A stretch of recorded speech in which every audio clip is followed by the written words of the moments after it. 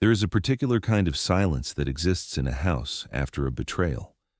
Not the comfortable silence of empty rooms or the peaceful silence of a sleeping household, but the silence of a life being quietly dismantled around you while you are still standing in the middle of it, trying to understand what you are looking at. Daniel Mercer knew that silence. He had been living inside it for 6 weeks before he finally decided to stop being quiet himself. The lake house had been his idea. 3 years ago, when the architecture firm he had built from a single rented desk and a second-hand drafting table was finally generating the kind of revenue that allowed for decisions like that, Daniel had driven out to Callaway Lake on a Tuesday morning in October, stood on the dock of a cedar and glass property that some other couple had built and then failed to hold on to, and felt something he had not felt in a long time. He felt like himself. The water was still. The tree line across the lake was burning red and gold. The house sat on its elevated lot like it had grown there, and Daniel had written a check, not a deposit check, not an offer subject to financing, an actual check, because that was the kind of man he had become without making any particular announcement about it. He bought the lake house. He told his wife, Serena, that weekend. She had kissed him on the cheek and said it sounded wonderful. She had not asked what it cost. That detail, which had seemed like trust at the time, would later seem like something else entirely. If you are watching this, and you have ever stood in a room of your own home, and suddenly understood that you are the only one in it who doesn't know the full story, leave a comment below. Tell me where you are watching from. And if you have not already, subscribe to this channel, because what happened at Callaway Lake over the following months is a story about patience, property law, and the very specific satisfaction of watching people discover, too late, that they catastrophically misjudged who they were dealing with. Let's begin. Daniel was 41 years old and had been married to Serena for 9 years. From the outside, the marriage had the kind of architecture that impressed people. The custom home in the Maplewood district, the lake house, the European vacations, 2 cars that were never more than 2 years old. Daniel had designed most of it, quite literally. He was an architect. He built things. He understood structure, load-bearing elements, what happens to a building when the foundational assumptions are wrong. It would occur to him later, with the bitter clarity that follows humiliation, that he had spent his entire professional life identifying structural flaws in other people's buildings while somehow failing to identify the one forming beneath his own floor. Serena was 38. She had been a marketing director at a medical technology company when they met, a woman of considerable intelligence and enormous social confidence, which Daniel had admired and which had, over 9 years, calcified into something more like contempt. Not contempt for the world. Serena was charming to the world. Contempt specifically and precisely for Daniel. When it had started, he could not say. These things never have a clean beginning. They erode in the way that riverbanks erode, gradually, then suddenly. And by the time you notice, the shape of everything has already changed. The name of the man was Griffith Callaway. Yes, Callaway, as in the lake, as in the name on the property deeds of half the county. Griffith was 44, recently divorced, wealthy in the inherited way rather than the earned way, and had the particular confidence of a man who had never had to be better than the room he was in, because the room had always been arranged to flatter him. He was handsome in a broad-shouldered, square-jawed way that photographed well and thought poorly.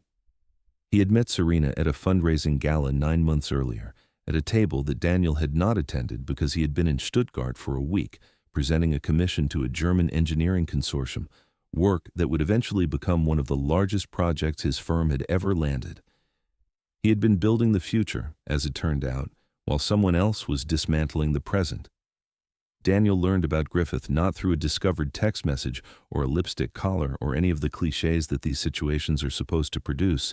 He learned through a contractor, specifically a contractor named Benny Voss, who had done work on the lake house the previous spring, and who called Daniel on a Wednesday afternoon in March to ask whether Daniel wanted him to go ahead and install the new fixtures in the master bath, since the gentleman staying at the property had mentioned it was something the owners had been meaning to do. The gentleman staying at the property. Daniel had been sitting at his desk in the open-plan office he had designed himself, surrounded by the clean white noise of a firm that was, by any objective measure, thriving. He looked at the architectural drawings spread across his drafting table, a hospital expansion, meticulous and complex and absorbing. He set down his pencil. He said, with perfect calm, "Benny, can you describe the gentleman for me?" Benny described Griffith Calloway. Daniel thanked him, told him to hold on the fixtures, and hung up the phone. Then he sat very still for approximately 4 minutes. He did not call Serena. He did not drive to the lake house. He did not do any of the things that the immediate, reactive, emotional part of him was suggesting loudly. Instead, he opened a new document on his computer and began to make a list. Not a list of grievances, though those would come. A list of questions, because Daniel was an architect, and architects do not begin demolition until they fully understand what they are working with. Here is what the list contained. How long has this been happening? What does Serena know about the ownership structure of the lake house? What does Griffith Calloway know? What are my legal options? And finally, what does the quiet, intelligent, patient version of this story look like, as opposed to the loud, reactive, self-destructive one?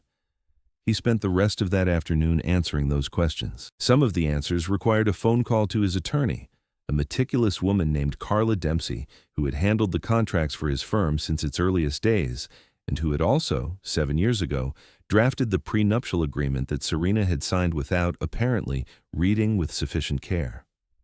The prenuptial agreement was relevant because it contained a clause, one that Carla had insisted upon and that Daniel had included somewhat reluctantly, feeling vaguely embarrassed by the necessity, specifying that both the Maplewood house and the lake house were held in a family trust of which Daniel was the sole trustee, and that in the event of dissolution of the marriage due to marital misconduct, the distribution of those assets would be governed not by standard community property principles, but by the specific terms of the trust document. The trust document was unambiguous. Carla had made sure of that. Daniel had not thought about that clause in 9 years. He thought about it now. He also, that evening, drove out to Calloway Lake, not to confront anyone. He drove out at 11 o'clock at night, and he parked on the access road above the property, and he sat in his car, and he looked at the lights burning in his house, the house he had bought on a Tuesday in October, because it had made him feel like himself. And he watched the silhouettes moving behind the glass, and he felt something move through him that was too large and too cold to be described as merely anger. Then he started his car. He drove back to the city. He slept poorly in the guest room of his own home because Serena had not come back from the lake house that night, and the master bedroom felt like a room in a museum, a display of a life behind glass, untouchable. The weeks that followed were the strangest of Daniel's life because he was conducting 2 lives simultaneously.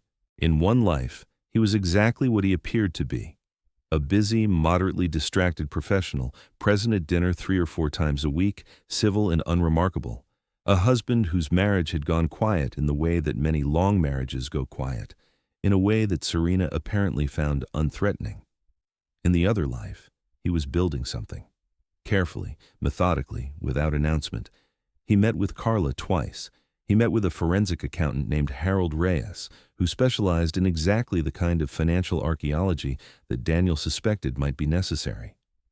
He established, through a combination of his own quiet inquiry and Harold's considerably more sophisticated methods, that Griffith Calloway had been a fixture in Serena's life for approximately 7 months, not 9, as Daniel had initially feared, but 7, which meant the relationship had begun approximately 2 months after the Stuttgart trip. A detail that did not change anything materially, but that lodged in his chest like a splinter. He also, during those weeks, had several conversations with his realtor. Her name was Patricia Vane, and she had been selling luxury properties in the Callaway Lake region for 22 years, and she knew the market with the kind of intimacy that only decades of attention produces. Daniel had bought the lake house through Patricia. She had grown, over 3 years, into something adjacent to a friend.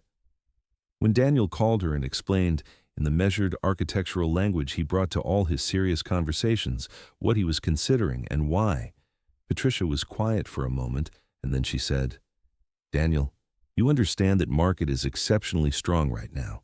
An off-market sale of a property like that, handled correctly, would move very quickly." Daniel said he understood.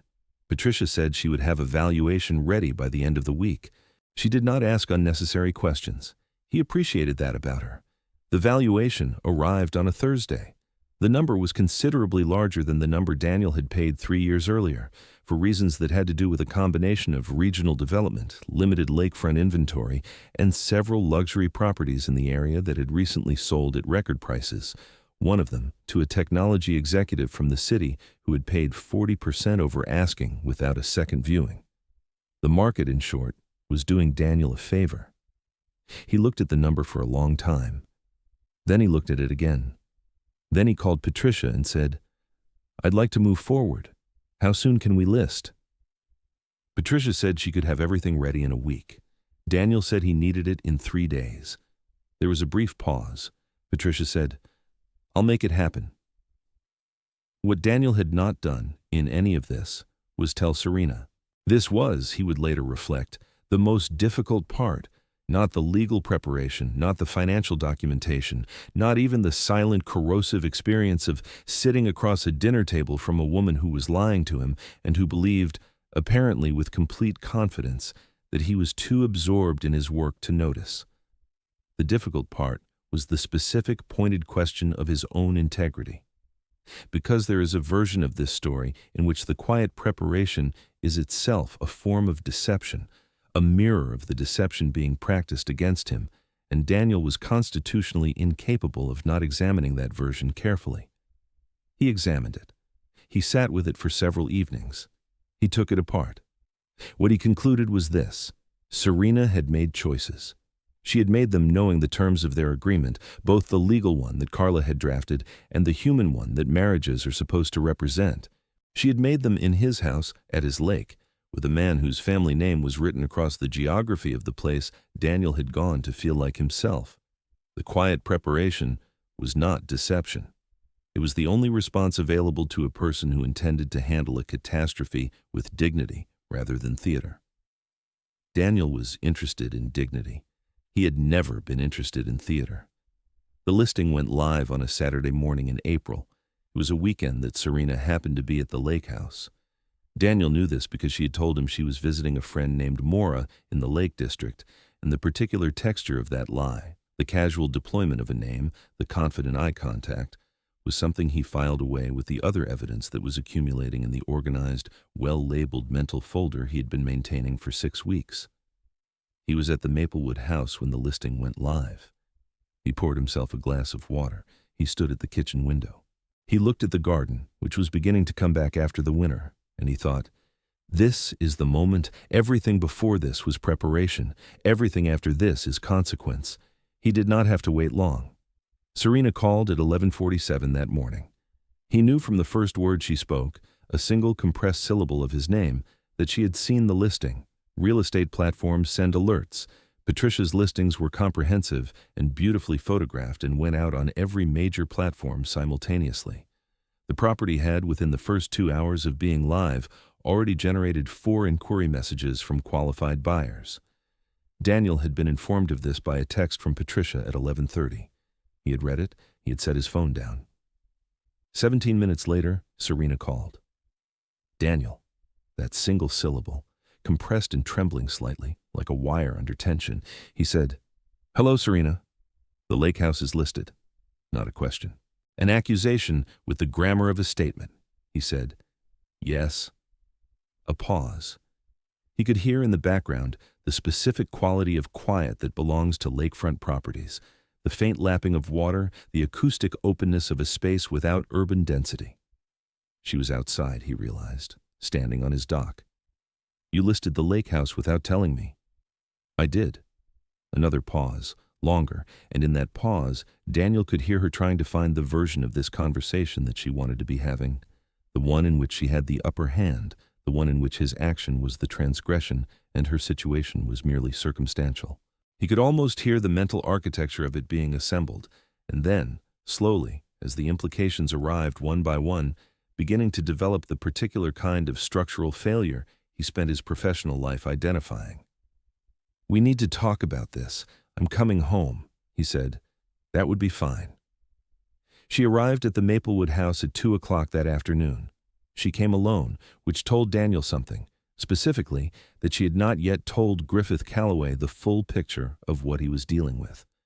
She had perhaps told him there was a complication. She had perhaps told him she needed to handle something. She had not told him that the thing he had been comfortable occupying was held in a trust that he did not understand, under terms he had never been made aware of, by a man who had spent the last 6 weeks preparing for exactly this conversation. Griffith Calloway was still at the lake house. Daniel knew this because Benny Voss, who was, it turned out, more loyal to the person who actually paid his invoices than to the house guest who suggested fixture upgrades, had sent Daniel a brief text message that morning. Daniel had replied with 2 words: "Thank you." Serena walked into the living room with the particular energy of a person who has rehearsed an argument during a 2-hour drive and arrived at a version they consider winning. She was composed. She was dressed well. She had clearly taken a few minutes at the lake house to present herself with care, which Daniel registered as both telling and somehow heartbreaking, not because it moved him toward forgiveness, but because it illustrated the precise nature of her miscalculation. She thought this was still a negotiation. She thought the person sitting in the armchair across from her was the distracted, work-absorbed husband she'd been moving around for 7 months. She looked at him and she saw what she expected to see. She did not look carefully enough. "You cannot list that property without my consent," she said. It came out rehearsed, as the opening line of a prepared speech often does. Daniel let the sentence settle in the room. Then, he said, "The lake house is held in the Mercer Family Trust. You are not a trustee. You do not have signature authority over trust assets. I can list it, and I have." He paused. "Carla drafted the trust. You signed the prenuptial agreement that established the trust. I have the signature pages if you'd like to see them." The prepared speech, it was now apparent, had not anticipated this. Serena's composure shifted in the way that well-designed facades shift when the load-bearing structure beneath them is suddenly and unexpectedly compromised. Not a collapse, not yet, but a visible, unmistakable settling. "Daniel, I think we need to—" "Griffith Calloway has been staying in the lake house," Daniel said. Not loudly, quietly, the way you state a load capacity, a structural fact, a measurement that does not require emotional inflection to carry its full weight. For at least the last 6 weeks that I'm aware of, likely longer. I have the contractor confirmation. I have a neighbor's account. I have 3 months of utility usage records that don't correspond to a house that's supposed to be used on occasional weekends. He reached to the side table and placed a manila envelope on the coffee table between them. He did not open it. He simply set it there. "I have not spoken to an attorney about divorce proceedings yet, but I have spoken to one about the trust, about the prenuptial agreement, and about the listing. Everything I have done is legally sound. I wanted you to know that before we had any further conversation." Serena looked at the envelope. She looked at Daniel. In her eyes, something was moving, a rapid internal recalibration that he recognized, because he had done it himself 6 weeks ago, sitting at his desk with Benny Voss's words still fresh in his ears. The difference was that when Daniel had done his recalibration, he had then spent 6 weeks preparing. Serena had 40 seconds. "We can talk about this," she said. The prepared speech was gone. She was improvising now, and she was not, it turned out, a better improviser than she was a planner. Daniel said, "We are talking about it. I mean, there are things you don't know, context that I know enough." He said it without anger, because anger would have given it an emotional charge it did not need. It was simply true. "I know what I need to know to make clear decisions. Serena, I'm not going to sit here and have a conversation about context and nuance while a man I've never met is standing on my dock. That's not a conversation I'm willing to have." He stood. He was not tall, had never been the most physically imposing person in any room, but there was something in his posture in that moment, a stillness that had weight to it, that made the room feel like it had reorganized around him. "The listing is active. I expect the property to sell quickly. When it does, the trust documents will govern distribution. I'd recommend you speak to your own attorney before we have any further discussions." She opened her mouth, closed it. Her eyes were bright now, the particular brightness that precedes tears, though whether from grief or fury or fear, Daniel could not fully determine, and had, at this point, stopped trying to determine. She said, "Where am I supposed to go?" It was, he thought later, the most honest thing she had said to him in 7 months, and it was exactly the wrong question to lead with. He said, "That is a decision you will need to make." He picked up his drafting portfolio from the side table and walked to his study. He closed the door behind him, not slammed, closed, with the precise, controlled force of a man who has decided exactly what kind of story this is going to be. The offer on the lake house came in 11 days later. It was a clean offer, full asking price, 30-day close, no contingencies except a standard inspection, and the buyers had been pre-qualified by Patricia at a level that removed any meaningful financial uncertainty. The buyers were a couple, both physicians, who had been looking in the Callaway Lake area for 2 years. They had seen the listing on the day it went live. They had scheduled a viewing for the following morning. They had stood on the dock in the early April light, and the woman had turned to her husband and said something that Patricia, standing behind them at a diplomatic distance, could not hear. But she had seen the husband nod once with certainty, and she had known. Daniel accepted the offer on a Monday morning. He was in his office when Carla called with the paperwork confirmation. He initialed each page with the same clean architect's hand he brought to every set of documents that crossed his desk, precise, unhurried, permanent. That same Monday, Serena received, through her own attorney, the formal notification of the accepted offer and the closing timeline. Daniel did not see her reaction. They were no longer residing in the same house.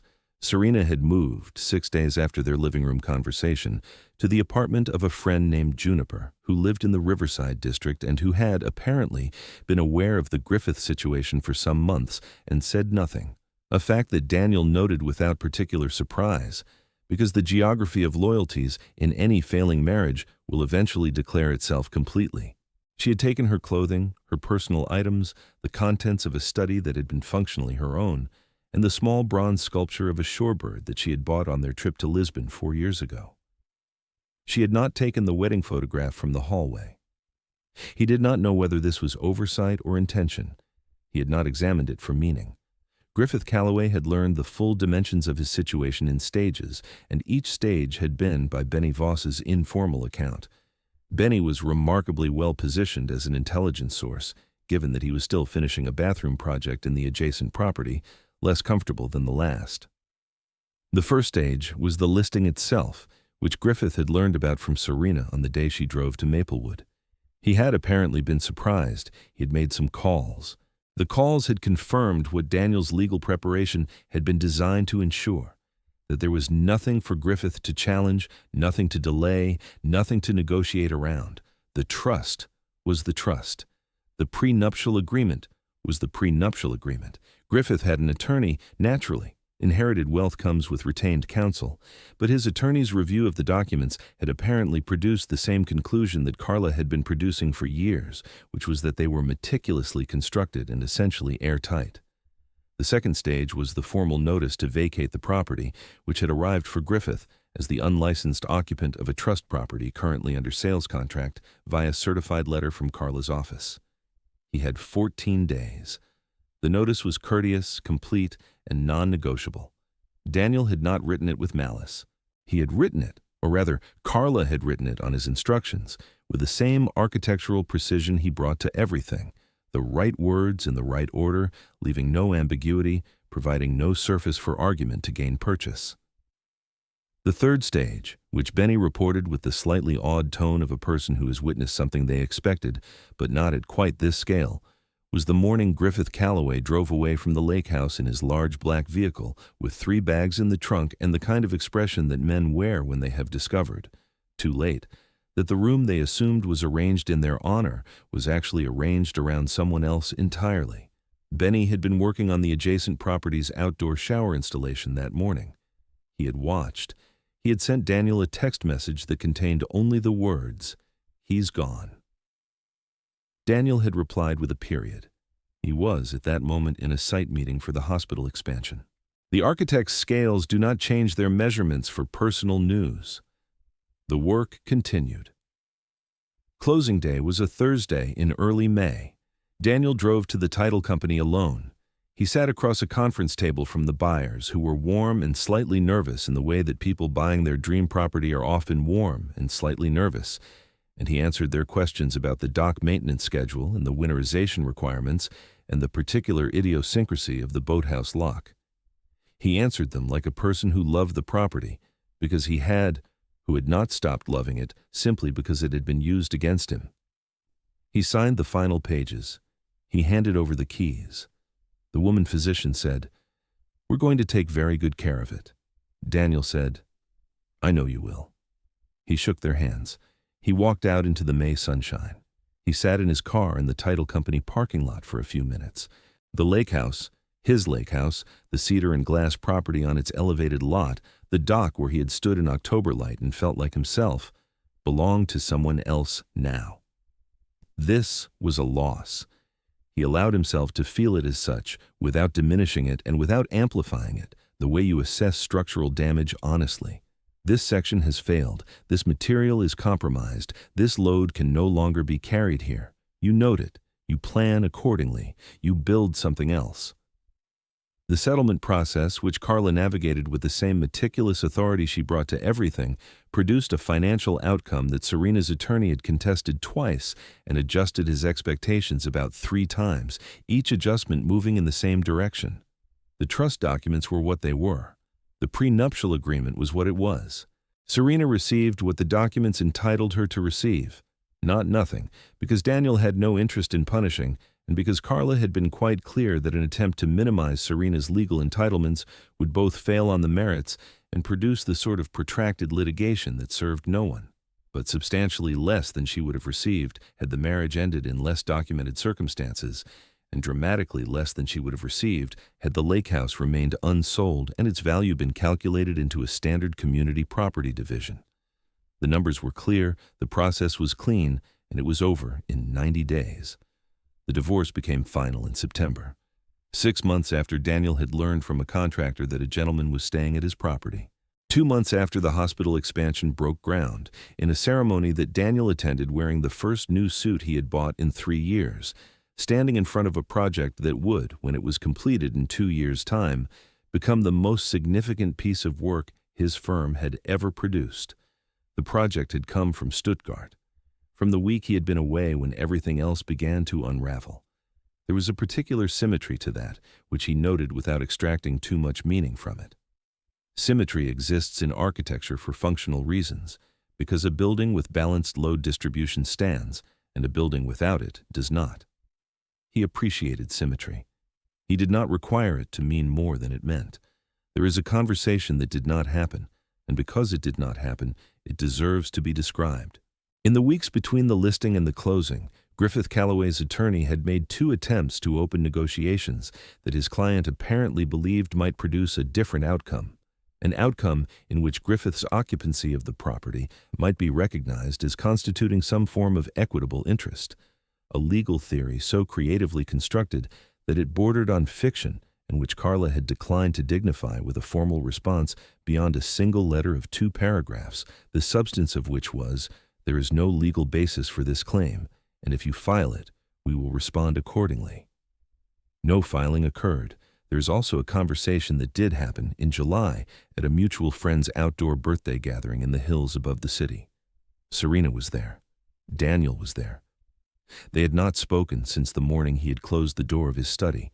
They stood at separate points in the same garden, with the architecture of the social situation arranging itself around them the way it always does at these gatherings, people orbiting slightly carefully, calibrating their positions, sensitive to the emotional weather. At one point, mid-evening, the orbit brought them within speaking distance.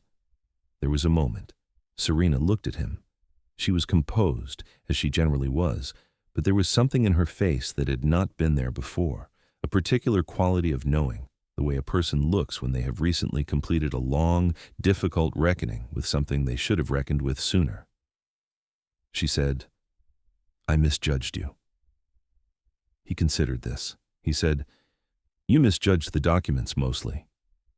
Something moved across her face that might, under different circumstances, have been the beginning of a smile. She said, "I misjudged more than that." He thought about the lake house, about the October morning when he had written the check, about the dock and the burning tree line and the feeling of being completely, simply himself. He thought about the drawing that still sat in a tube in his office, the original concept sketch for the house he had always imagined he might one day build on a piece of land worth building on. He had never had the time. He thought maybe now he might. He said, "Take care of yourself, Serena." He meant it without warmth and without coldness, in the specific register of a person who has moved past a thing without pretending it did not matter. Then he turned, and he walked back across the garden toward the lights and the conversation and the ongoing, unremarkable, extraordinary work of being alive. There is something that people miss when they tell stories like this one. They focus on the reversal, the moment the scales tip, the moment the person who was underestimated turns out to hold all the cards. And they tell it like a trick, like the whole point was to outsmart someone. But Daniel had not been trying to outsmart anyone. He had been trying to protect something, not the lake house. The lake house was wood and glass and a deed of trust, and it was gone now, and that was fine. What he had been protecting was something less tangible and more essential, the version of himself that knew what things were worth, that made decisions with integrity, that built things that stood. A man who reacts with fury and theater at the first sign of betrayal risks becoming someone he was never meant to be. A man who responds with patience and precision and a clear-eyed understanding of what he is dealing with, that man gets to remain himself. And in the long arithmetic of a life, remaining yourself is the only calculation that consistently produces anything worth having. Daniel Mercer signed the hospital expansion drawings on a Tuesday morning in October, in his office at the desk he had designed himself. Through the window, the city was doing what cities do, moving, building, falling, rising. He poured himself a glass of water. He thought, briefly, about a cedar and glass house on a lake, burning in the fall light. He held the thought long enough to honor it. Then he set down his glass, picked up his pencil, and went back to work. If you have watched this far, you already know what this story is really about. It is not about a lake house, and it is not about a divorce, and it is not about the legal mechanics of a family trust.